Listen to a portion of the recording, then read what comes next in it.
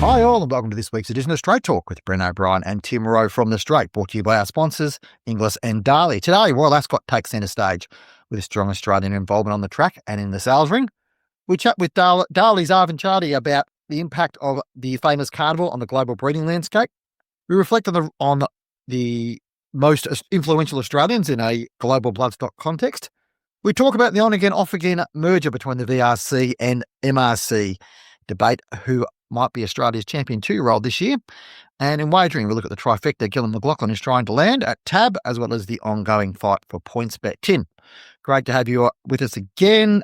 Obviously, a big week for Royal Ascot. It does take centre stage, probably a time of year where we're happy to look elsewhere in Australia. I mean, the local racing's fine, but it's not quite the same calibre as it is probably a couple of months ago. But it's always a big week, a particularly important day for Australian connections and a particularly important day for OTI and Terry Henderson and the investment they've put in across the board with the victory of Docklands and the Queen Anne. I think Royal Ascot's one of those meetings where it's worth getting up or staying up for and watching, where for the great racing around the world, it sometimes sleeps more and takes priority, but where Royal Ascot, just something about it, the allure of it, of, staying up and watching it, some great horses, just the pomp and pageantry of it. And obviously a lot of Australians and New Zealanders are over there, and Terry Henderson and OTI has been at the forefront of that for a long time, buying horses out of Europe, and they had great success on the first night, the opening race of the whole meeting with Docklands, a half brother to Harbour Views, that they had great success in Victoria with Matt Williams. So it just shows you that they didn't pay a lot of money for that horse. I think it was 16,000 guineas. So tremendous result for them. And I heard Terry in other media say it's the pinnacle of his racing life, perhaps. Just shows what it means to people and his owners, and they're fantastic. Yeah, that's an outstanding result. And obviously, Terry's had a lot of horses named after Australian towns and stuff over the years. Docklands has maybe not been one of the more famous ones or celebrated ones, but it certainly is for OTI, because that's where their offices are based in Melbourne. So I worked in Docklands for a good decade of my life. It's not a place I particularly want to go back to in a hurry, but clearly they hold strong memories of the place. And it's to have a horse like that winning a Greek run race. And if you have a look back through the winners of that race, it's been an awesome race over the years. I was going right back to, the 1965 winner, Showdown, who, I was reading a story that Tommy Smith was there, and famous TJ Smith, and saw Showdown and recommended that he should come to Australia to start, which he did, and became a huge influence at starting in Australia. So it's a highly influential race over the years, and terrific win. And a great advertisement for Mark Zahra. Like, I suppose it wasn't Mark's best race. The horse missed a kick and then he dropped the whip halfway through the race, but he's such a strong rider, and probably, we recognise in Australia what a great rider Mark Zahra is, but he doesn't have the international profile of other Australian riders like Zach Purton or Kiwi-born James McDonald, but he's a remarkable rider. And the picture on the front of the straight the other day of him pushing out that horse to the line, he doesn't get the international credit he deserves, that's for sure. Well, he doesn't panic. That's probably how he was able to give Docklands their best chance, despite dropping the whip and missing the start, that he doesn't panic. He seems fairly unflappable. He likes a good time. He works hard, but he doesn't, certainly the grind of week to week, he'll chase good rides rather than making wages by going to, 5 and 6 meetings a week. That doesn't seem to be his model. He likes to, chase the better rides and ride the big carnival days, and that's why he was riding Royal Ascot, just part for an experience, I think, and then continue his European holiday. So he got the job done, and he seemed justifiably extremely excited by it and proud of what he'd achieved, and maybe that'll open up more doors to other international riding engagements. And as for finished 5th in the King Charles Stakes, which it was a good effort. It wasn't quite the heroic result of last year, but she's clearly got a lot more to come, Tim, through. And I think, the way that they've planned this campaign, they probably know that if they get it right in the next couple of starts, they're probably going to pick up a couple of really important Group 1 sprint races over the British summer. Yeah, I thought she ran well, and listening to Henry Dwyer, that he was very happy with the last year. Of course, she ran at Haydock before Royal Ascot, and she sort of peaked on a run at Haydock, and she did a little bit, on Tuesday night or Tuesday. That's And I've listened to some audio from the jockey, Ciaron Murphy, who said the same thing. He had to use her up a bit earlier than he would have wanted to and on the wrong side of the track. So I think she'll come on. I think she's having a 2-week sort of freshen up now, and it'll go to all roads lead to Goodwood in August 1, I think the race is. So, yeah, Henry's certainly making the most of it and mapping out an extended summer European summer carnival for her. Yeah, it's a great experience. And, other significant, I guess, connections for Australia at Royal Ascot this week. We'll get to talk to Arvin Chardee in a minute about, Darley successes and Godolphin successes over the day two. But day one, we saw Gustard, a son of Star Spangled Banner, just absolutely dominate. It looks like a future star, and the form was backed up on the second day as well. And we also saw Field of Gold, just an extraordinarily powerful win, and showed himself as the best 3-year-old miler in Europe by a long way. His dam is a half sister to Poisson's Delune. Of course, Field of Gold, your son of Kingman, who won that race, I think 11 years ago. But the grey that keeps coming through in that family, we of course got fond memories of Poisson's Delune as a favourite for a Melbourne Cup and won a couple of Group 2 races, and still continue his legacy at stud. So I mean, this global bloodstock connection just sort of continues. When you watch Royal Ascot, you can't not be taken in by the significance of it, can you, Tim? Absolutely not. And Van Dijk's a half. Arrowfield sort of got a bit of a boost there with their first season shuttle stallion. Van Dijk, so half to the Coventry winner as well. Yep. Yep. Yeah, as you said, I watched that race live, and it sort of made you stand up and take notice of the way he won that race, the 2-year-old. And I think breeding's, been a great mare. I think the breed only paid £800 for the mare and produced multiple stakes winners now. Quite remarkable. I think bred in Wales. So great result.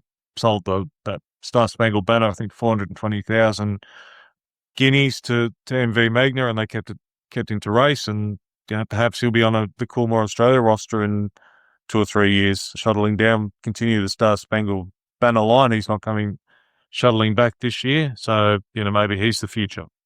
Yeah, Star Spangled Banner out of Exceed and Excel Mare, so plenty to like there from the Australian pedigree perspective. And joining us now is Arvin Chardee, from Nomination Manager at Darley, New South Wales Nominations Manager. Arvin, thanks for joining us. It's good to be able to chat about Royal Ascot. It's a special time of year, isn't it? No, thanks for having me, Tim and Bren. No, it's an amazing year. Royal Ascot is one of the highlights of the British fat season. I'm sorry, one of the highlights of the world racing fat season. It's iconic all the way from, England, where it's hosted, the Irish runners, the French runners, and now with the influx of so many Australian horses who have been imported out the race, who have gone over there to plunder some great prizes, like Aspura last year, Nature Strip in the past. It's iconic globally, and it's just a privilege to be able to work for Darley, who either have representation through their stallions or runners through the Godolphin racing team. Yeah, I mean, I guess we know that it's huge from a racing perspective. We've known that for many years, but you look back through those honour rolls of the horses that have won those races over the years, and it is an enormous precursor or sort of window into the future of the bloodstock world, isn't it? Absolutely. This term stallion making races bandied about quite a bit, and I feel bad for using it, but there's many a race on the across the 5 days at Royal Ascot, whether it's the Coventry for 2-year-olds, or the Queen Anne over the mile, the St. James's Palace for the 3-year-olds. They're iconic races that does set up any colt that wins it for a future at a stud. There was a replay, Arvin, of the 2011 Queen Anne that Frankel won, came up on Sky the other day. And there was some familiar names, and Frankel obviously won it It was one of the races where he nearly got beaten. There was a huge pacemaker, of course, and he ran it down. Zoffany ran second, Acceleration was third, Dream Ahead was in it, and then Wootton Bassett ran seventh. It just shows some years, the influence, as Bren sort of touched on, the influence that certain races or horses just emerge from, they might have got beaten, but as we said, Wootton Bassett, what he's doing all over the world now is phenomenal. No, absolutely. That year, St. James's Palace was like you say, truly iconic. It's a fantastic race, and like you say, you've got proven stallions that effectively bookend the race. Frankel winning it and Wooden Bassett just about failing. But it's incredible, the depth and the quality you must have to even take a start in some of these Royal Ascot races. And last night, let's touch on last night, some success, I guess, for Team Blue. Godolphin, Ombudsman, Son of Knight of Thunder won the Prince of Wales Stakes. So it must have been exciting and worth staying up for. No, absolutely. It was amazing what happened overnight, Tim. Of the 7 races, of the 7 winners, 4 of them were by Darley stallions internationally. As you touched on, Knight of Thunder's Ombudsman won the Group 1 Prince of Wales, a fantastic race, a brilliant performance. He was underrated going into the race. They didn't, he was 8-1. They didn't really give him much of a chance, but he was unbeaten as a 3-year-old, second in his first start of 4, and he should have commanded a lot more respect. He's a very exciting horse going forward, and obviously by a great shuttle stallion of the past in Knight of Thunder, whose first Group 1 winner was here in Australia. So it's amazing. But then you look at some of the other races. Blue Point had a double with Misinformation winning the Kensington Palace Stakes, and then My Cloud, who was a half brother to another Darley shuttle and Palace Pier on the Royal Hunt Cup. The one I thought was pretty incredible was the filly, though. Crimson Advocate, who's by a great stallion from the Darley US team in Nyquist. She won the Group 2 Duke of Cambridge Stakes, and that was her second Royal Ascot win, having previously won the Queen Mary as a 2-year-old. So Darley stallions littered everywhere, whether they're from England, Ireland, the US, Australia. It's amazing the influence the Darley stallions have. Yeah, I was going to sort of touch on the Knight of Thunder. Obviously, we saw him out here for a couple of seasons early on in his career, and obviously retained in the overseas from there. But he's had a remarkable year, and his record in Australia with the horses that he did have out of Australia was second to none. And probably from that point of view, from you guys' point of view, it's a good sign of the strength of that Dabawi line and the other Dabawi stallions that you bring out here year in, year out. Absolutely, Bren. I must say it's quite extraordinary what Dabawi has achieved as a sire of sires. He's a champion sire in Britain. He's obviously a fantastic sire, but it's not a given or foregone conclusion that a champion stallion will leave great sons at stud. Dabawi, the list goes on. Tudor Hot, Knight of Thunder, the Aga Khan has Zarak, and Bally Lynch has New Bay. Just these phenomenal sons of stud, and we're very, very fortunate that we stand him and we have a lot of access to a lot of his good current sons, such as JF, who's coming up really, really strongly with his first crop of 3-year-olds. And then, in the future, you're going to look at other sons of Dabawi who would potentially retire. Yeah, it was interesting you said before about, you can't take for granted that, champion sires are going to produce champion sire sons. And, it was interesting looking at a tweet that I saw the other day from Japan saying that there hasn't been a Group 1 winner in the Japanese JRA circuit with deep impact in the pedigree since April last year. Now, you would think, given how dominant deep impact would be, that it'd be logical that his sons flow through. But if you look through the Japanese side table, there's probably 3 in the top 30, including Kazuda's on top at the moment. But there's no guarantee that you're going to get those type of things. A story I did the other day about Zabeel talking about he's had some, obviously Zabeel, an enormous influence in his grandson Monroe and through those sort of types of things. But there's no guarantee that these sires who have dominated are going to have this ongoing influence. So when you get I guess a generational sire and one that can shape 20, 30, 40, 50 years of bloodstock, they're so rare, aren't they? It's little wonder they're so highly coveted. Absolutely. It's one of the biggest challenges. We even just becoming a good stallion is so hard, but then a good stallion producing a successful summit stud it's even harder. The failure rate is far higher than the success rate. But Dabawi evidently is the exception to the rule, because we look, how well Gayef has gone with his first 3-year-olds this year. And then you look at Space Blues, who stands at Darley Kildangan. He's had 3 winners, individual 2-year-old winners already. It just seems to continue. And, Tudor Hot, I think the superlatives for that stallion has almost run out, but he's also in the very infancy of his stallion career. But, he's achieved so much in such a short space of time that he's already proven he's already the next Dubawi. Yeah, Arvin, observers, Australian bred Godolphin horse or 2-year-old odds on favourite at Flemington Saturday looks very progressive. Obviously, sort of it's only winter at the moment, but you'd think at 3 he's going to be whoever's lucky enough to get to train him next season for Godolphin will have a lot of fun with him. Absolutely. He was mightily impressive on his last start. He was just so fluid in his action. He did it so easily. Ears pricked after the line. There was plenty left in the tank. He put up a really, really strong performance, and he looks, you don't want to put the horse before the cart, but he looks pretty special and a very smart horse. Exactly what we expected from the Gayefs, back end 2-year-olds with a very, very bright 3-year-old future, which is exactly what we're seeing in Europe with his first 3-year-olds run in the Northern Hemisphere. Opera Ballo was very impressive in winning the listed Heron Stakes, just to add in another stakes winner for Gayef. It's just, he was a very good 2-year-old, but they're going to be later 2-year-olds, and then they're going to be elite 3-year-olds. And that's exactly the trajectory we believe Observer will follow here in Australia and many other of Gayef stock.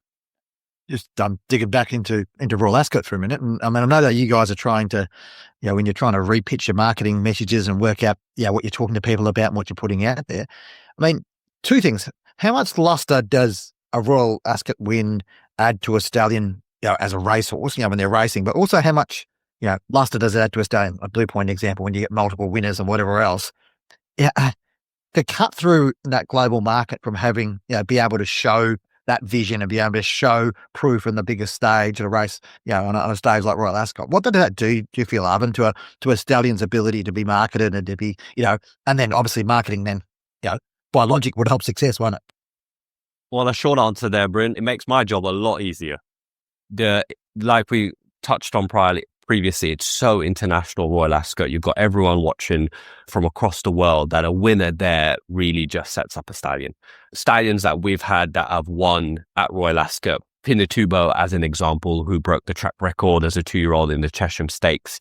His first year here in Australia, fully booked. It was more of a challenge to get into the stallion. You were saying no more than you were letting people in. Such was his popularity because of, amongst other things, but what he did here at Royal Ascot. And Brazen Beau, on the reverse, he ran second in the Jubilee 10 years ago. And that fine performance when he raced alone stand side, that allowed him to become a shuttle stallion, where he reverse shuttled to the Northern Hemisphere. And that was a great success for Darley in Europe, because he obviously left the Riddler, who won the Group 2 Norfolk Stakes at Royal Ascot, and that only further elevated Brazen Beau's reputation. And he's got the very consistent Dream running in the Wokingham on Saturday, she's a fantastic mare for Brazen. So to answer your question, just a winner there as a racehorse, makes it, you're so well received by the market. You're oversubscribed by the breeders because it's such an important carnival. And then as a stallion, if you're able to secure a winner there, it just elevates you to another stratosphere in terms of a stallion prospect. There's a lot of Aussies and Kiwis over there. It seems, I'm not sure who's back running the farms. A lot of good staff, obviously, haven't got leave, but there seems to be a lot of people at Royal Ascot. How important, like a Starlust that's coming to Riverstone Lodge, ran very, very well, I thought, in the King Charles as it is now, ran 4th, for the Aussies to be able to see that horse in the flesh, maybe a sort of out of sight, out of mind, and, a Breeders' Cup sort of horse, or son of Zoostar, to see him in the flesh, go, actually, he's a nice horse, I might send him a mare. Is that part of the, I guess, important sort of marketing of Royal Ascot, I guess? Absolutely. If you're fortunate enough to be able to get to go, it's, you have to go to the parade ring. You must have a look at the horses, because every horse in that parade ring, whether they win the race or finish last, are elite athletes. Just to be able to be entered up and take a starting place at Royal Ascot, it's so competitive, and not just competitive in Britain. You've got the best horses in France, in Ireland. You've got champions, Group 1 winners like Starlust in America, Carl Spacker in America. Then you've got Group 1 winners in Australia, like Nature Strip, who like Caviar, who've made their way down. So it's the Olympic Games. So if you are fortunate enough to be there, it's highly encouraged for you to go and have a look at these horses, because they're the very best of the best. And yeah, if you're a stallion prospect running there and lucky enough to get your head in front of the line, it's a different story completely for you moving forward. I mean, Thanks very much, I Arvin. was going to say, just finally, Arvin, it's interesting you say that about being the best of the best. Probably the other aspect around that is who's involved in these horses. We've seen Watton Racing had a great week this week. We've had 3 winners. We've seen the big players, Coolmore. We see Godolphin having winners. We see all these major players around the world. We had, Yulong have a runner, all that type of stuff. It's just the world these days, isn't it? This global bloodstock world. You talk about it being like the Olympics of horse racing. Well, it's almost like an Olympics of horse racing connections as well. And it is interesting. We're in a world at this stage where there's significant new investment coming in. Obviously, Godolphin / Darley have been around for a very long time, and Coolmore have been around for a long time, and a lot of these other big players we see like Juddmont and all these people. But it is fascinating to see the amount of new investment coming into global racing and what that may mean, and I guess the desire of people like John Stewart and these guys to compete on those bigger stages like Royal Ascot. Absolutely, brilliant. And I think Royal Ascot is pivotal in enticing people to invest in the industry. You go there as a fan just to have experience Royal Ascot. It really just incentivizes you to take that next step, which is be an investor, be an owner, have a share in a horse, or if you're fortunate enough, like Wathnan or John Stewart, be able to have an army to take to Royal Ascot. Having a runner there is the pinnacle, and that's what people go to. Every time you buy a racehorse, you're thinking, I want to be able to have a runner at Royal Ascot, and I'm trying to buy this horse so I could go to Royal Ascot with a live chance. And that's what the allure is for a lot of these people, which is fantastic. We need more of that feeling. We need to be able to replicate Royal Ascot, so more people are incentivized to invest in our great industry, because what Royal Ascot and the Ascot Racecourse do in terms of hosting this event, looking after clients, and creating a very safe atmosphere for horses to compete at the highest level, it's pivotal to the future and betterment of horse racing going forward. Arvin, thank you so much for your time. Enjoy the rest of the week. Cheers, Tim. Cheers, Bren. Thank you so much for having me. Thanks, Arvin. Tim, we mentioned Watton Racing. I wanted to touch on that. Obviously, they've had a great week. You spoke to Ollie Tate earlier this week about Watton's growing presence, and I guess Ollie's been, not necessarily out front on this stuff. He's been working away in the background. He sort of does what he needs to do. But when we were there at the Gold Coast a couple of weeks ago, and he was bidding up to $5 million for Zigotcha, being beaten in the end by Coolmore. He hasn't confirmed that was for Watton, but every man his dog will tell you it was. It's clear that these guys, obviously funded by the Emir of Qatar, are going to be major players in global breeding and global bloodstock. And Ollie, who's obviously a really key role in Godolphin's emergence around the world, he'll be a very key part of that as well, won't he?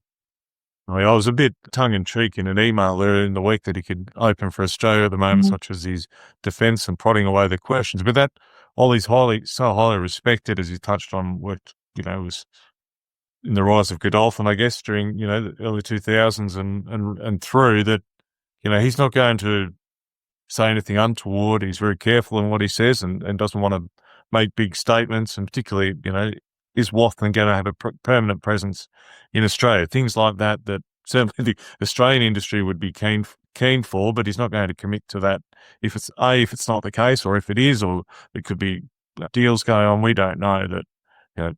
That's why Ollie is so respected, because he maintains confidentiality. He's smart, intelligent, and the way he goes about building racing operations. And Watton, 3 winners already, and they've had a lot of success in a short amount of time with, Richard Brown from Blandford Bloodstock helping out as well, sourcing quality horses. So they're going to be a force to be reckoned with. With the backing of the Emir of Qatar, the way, passionate about racing and wanting to race the best horses. Tim, we've got a bit of breaking news here on Straight Talk, and we don't always have breaking news here. But obviously, the podcast is a bit different. But just been sent a message through by our colleague Warwick Barr that Ciaron Maher's been given this Leilani Lodge stables, which was probably not overly surprising. He was probably a front runner for it, but geez, you talk about people being all and powerful, and Ciaron's footprint on racing, Australian racing, is already pretty massive. But geez, that puts him in a good position now to have that space at Randwick, doesn't it? Well, Ciaron was sort of favoured from the last few months, hasn't he? I believe, the stables need a bit of a cash injection to upgrade them, and I think Ciaron's committed to that. And obviously the ATC board have agreed to that. I don't think as we know, ATC isn't exactly flush with cash to go and upgrade stables. So I think that was part of the selling point compared to, say, when even James Cummings applied, obviously, before Hong Kong, and Adrian Bott, I'm not quite sure what they put forward. But, yeah, Ciaron, with the backing, you obviously got Bong Bong, that's owned by Racing New South Wales. They want to grow their presence, and I think Racing New South Wales, from a wagering point of view, see that as an advantage as well. And Ciaron lives on that side of town of Sydney, so it'll help him as well with his travel commitments, which are immense as they are. So instead of going out to Warwick Farm and so forth, he'll be at Randwick. I'll probably deal with this in a later episode of Straight Talk. It does speak a little bit about the move towards the mega stables and the concerns that have been raised across the board. Nothing gets Ciaron. He's just doing what he can for his business. But the industry does have a responsibility to ensure that there's not, we don't just end up with 4 or 5 massive stables. And there's a bit of a quick query around a decision like this about what that means. But I guess in the end, if Ciaron's the man who's going to pay the right amount of money and the ATC have got to do the deal, and so be it. There's probably a broader question there to speak about. Speaking about broader questions, obviously we spoke briefly, I spoke a bit last week about the MRC and the challenges there and departure of Tom Riley and what got on. I wrote an article yesterday about, I guess, the revelations about the VRC and the MRC having a meeting to discuss a possible merger and what that may look like. Now, that's no surprise to anyone who's been sort of around Victorian racing for the last 15 years. They've been talking about this for a long time, but just to have the meeting. But now it appears, from what you wrote last week, Tim, that the VRC are very much backing away from that and aren't pursuing a merger. And it does raise the question of what actually happened and what sort of spooked the VRC on this. And there's a couple of aspects of it, as I cover in the article. One of them is the fact that perhaps that the merger is not the silver bullet that everybody thinks it is. I spoke to a source last week who described it as a bit like, Gucci and Myer trying to merge. They're both fashion brands, but they have different purposes. You got one club which holds 21 meetings a year, one which holds 80 odd meetings a year. You've got one with 3 tracks, you've got one with 1 track. It is a different sort of model, so maybe that might work. And there's probably a little bit of about this around, as I mentioned, around the quite high profile of MRC chairman John Kanga and where he sits within all this, and the various sort of factors around that. So there's a bit in play at the moment around the MRC. Yeah, and I kind of feel like, as I'm putting that article, I kind of feel like the Kanga era or Kanga honeymoon is definitely over. When you start making decisions which, start to move on staff or whatever else, it does change the pallor of your reign, I suppose, for want of a better word. And we'll see what happens there going forward. So, I don't know if you have anything else to add to that, Tim, but it's clear that that the MRC and the VRC are not on the same table on this idea. No, I did enjoy your article, and as you mentioned, sources or people that have known Kanga for a lot longer than the past 12 months or 18 months. He's sort of emerged, as a racing person, I guess. Referred to him as John. So it is this, as he admits himself, as 2 sides to Kanga, and he's done a lot of good so far. But the pressure probably does come on. Where to next? VRC. Collie Rogers is at Royal Ascot, I believe, at the moment, but she's trying to, how do they maximise Flemington 365 days a year, not just their 20-odd meetings a year, 20-odd days. So there's a lot to play out. Are the merger costs, if they did merge, is there as many savings as they suggest? Perhaps. Probably not. So, watch your space, I guess. With someone like Kanga, there's always something happening. Yeah, exactly right. And back to things on the track. Well, it's all cool. Archie, fairly dominant winner, I would say, the JJ Atkins Stakes. Does he have claims to be 2-year-old of the year, Tim, is the question. He's the first 4-time stakes winning 2-year-old we've had in Australia since broadsiding, and there's only been 2 this decade, and probably, I think, 5 over the past 15 years. If you look at the other Group 1 winners in Australia, 2-year-old Group 1 winners in Australia this season, with Devil Knight, Blue Diamond, Mahuna won the Golden Slipper, Vinrock won the Size, and Nepotism won the Champagne. I'll tell you what, among that list of horses, it's hard to argue against Coolachi being sort of right up there as a horse that probably should be considered as the best 2-year-old in the land. I'm of that view that he, again, reward for consistency, ability to reproduce. He went from a maiden this Brett to a Group 1. Sure, the Slipper probably is stronger in the size and races like that, but to a lot of those horses produced it once or twice. Devil Knight winning the Blue Diamond and sort of continued to improve, but for Coolachi to do what he did in one winter prep quite sensationally. Yes, he raced earlier in the year, but he just continued to improve, and it's hard to knock him. And given that sire line of Coolo Zabeel, Zabeel, Sir Tristram way back, you'd think if it hasn't knocked him around too much, maybe he continues to improve at 3. Yeah, and that's a question. You sit there and go, which is the one you'd rather have as a 3-year-old? Yeah, look, Nepotism's probably got a bit of improvement as well, but you would think that, genetically at least, that, Coolachi would indicate he'd go on. And now he's a horse with a turn of foot and with speed, and these are the horses that tend to go on and are able to sort of match it in those better 3-year-old races. And we're probably not talking about a Coolmore Stud Stakes, but certainly Caulfield Guineas and those type of races moving forward, you would indicate that he's the type of horse that could be up and about amongst the top few horses in those races. There's Vinrock's only had, I think, 2 or 3 starts, and they didn't go to the Champagne after selling 2 year long. Got the Group 1 again. Biome Invincible. The consensus is they're better at 3-year-olds and dry tracks, and so you'd think the spring at a Coolmore Stud Stakes, perhaps more Guineas, Golden Rose will be right up his alley as well. You'd think there's a lot of improvement in him, again with pedigree-wise as well, suggests that he will. And, what Matt Laurie was sort of suggesting around the Easter sale time, that there's a lot of upside to him as well. Following segment is brought to you by Inglis. The catalogue for Inglis's June late online sale is available this Friday. The sale will run from June 20 to June 25. Among highlight results from the last Inglis digital sale was $305,000 for Broodmare Wind Chimes and $290,000 for Keshi Boom. Check out englishdigital.com.au.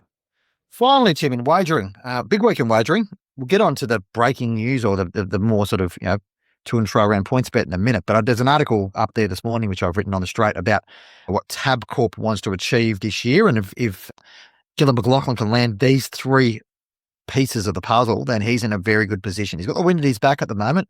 There's a bit going on. The share price is looking good. There's a bit of momentum around there. He's got most of his executives under the desk. Michael Fitzsimons doesn't start his job until next month, but the head of wagering. But I think there's a sense that Tab was sort of going definitely right back in the right direction now. The share market would indicate that. The key around this is obviously Gil wants a national tote. He wants a new deal in New South Wales, and he wants freedom, a part of that New South Wales review, for the restrictions on shareholders and shareholder investment, which at the moment the New South Wales Racing and Gaming Minister has call over where someone wants to invest more than 10% of Tabcorp. I think it's a really important moment for Tabcorp. They're obviously gone into this retail strategy, which we've spoken about before, but this is probably about unpicking some of the restrictions for them going backwards, some of the things that they've probably tied themselves to, particularly in the New South Wales stuff. And then the national tote is seen as an important part of that, and there's probably bits in play about taking some of the tote derivative products and feeding them back into a national tote. The shareholder stuff's more of a corporate thing, but it certainly would change Tab if they want to make some acquisitions or whatever else to be able to put in that space. Yeah, it promises to be a big 6 months for Gil McLachlan. I think the report card at the end of the year, if he's able to tick off these 3 things, Tim, it'll put them in a very strong position. My observations are that, previous management sort of wanted, government to support them in protecting a monopoly, well, not quite like that, but, protecting to make it harder for their competition, where I think Gil's and the new management have gone, well, that's not working. We need to change things up, and rightly or wrongly with retail and their initiatives there and the national tote, and importantly, trying to get as you say, the corporate tote turnover back into the tote pools, whether that's providing them with, well, naturally with a rebate, I would imagine, or a commission on to putting their money back through there. I think that's a good idea if they can get it over the line. Yeah, this just help, government help us protect us is just not working. And I like the new initiative and the way they're looking at things seems to be heading in the right direction. Yeah, and obviously the role of Peter V'landys will be crucial within that, given the power that Racing New South Wales holds within these discussions around the Tabcorp licence moving forward. So, will be interesting. It's said at the moment that PVL and Gil are best of buddies and working through things, and we'll see how that pans out. But it's a very interesting time for Tabcorp and puts them in an interesting position, because especially when you consider the challenges that are facing Entain, one of their key rivals. Sportsbet is still dominant, but probably got some other challenges. Tabcorp have their own challenges this week. Had a $4 million fine lobbed at them for a breach of spam legislation, and so there's a few. The compliance stuff still remains there. I want to touch sort of briefly. We've spoken about this story a bit over the last 3 months about the battle for PointsBet between Mixi and Betr. PointsBet came out on Monday. We're pretty strong at saying, look, we accept the Mixi offer. It's the one. We've rejected Betr's offer. And next Wednesday, I think it is, they all go into a meeting and the shareholders vote about whether they accept the Mixi odd offer. But Mixi have also said, look, if that doesn't happen, we're happy to go to an off-market offer to make that happen. Now, I'm not au fait with all the corporate machinations and how that works, Tim, but it would seem that Mixi holds very much the upper hand on this. But I'll tell you what, I'll give Andrew Menz and Matt Tripp their due from Betr. They don't give up. They've come back with a very strong response, saying that they insist that their offer is actually really strong and there's a lot of positive aspects about it. It's caused a little bit of bad blood between the two corporates, which is understandable. If I can tell you what, if the deal doesn't get done between Betr and PointsBet, it'd be interesting to see what happens with them going forward, because I kind of feel like there's definitely a competitive, the competitive juices have got flowing between those two companies about how it's going to work. Chatting to PointsBet the other day, for more on background than anything else, it would appear that Mixi are keen to retain the PointsBet brand and sort of retain the presence in Australia and continue to build on that, utilise the expertise they get from that to take back to Japan and work in that market, which is probably going to become less regulated. I don't know if you're aware of this, Tim, but I think there's only 4 sports you can bet on in Japan. So it's that market might be right for, deregulation over the next 5 or so years, which puts them in a good position anyway. So look, it's a little bit of a corporate story, but I think it's an interesting story about the nature of the Australian wagering environment at the moment and the need for these, players to be playing at bigger percentage levels, because it's very hard, as we've spoken to you before, for the smaller bookies to make ends meet. All right, thanks for joining us on Straight Talk, brought to you by our fabulous sponsors, Darley and Inglis. Don't forget to give us a rating wherever you're listening to our podcast, be it on Apple, Podbean, Spotify, all the various places you can find us. I probably missed one on YouTube. You can watch it on YouTube if you want. God bless you. Don't forget to send us an email. Give us a rating. Send us an email. editor@thestraight.com.au. Talk to us about what you might want to hear from, any guests you might want to hear from. And we'll speak to you again next week.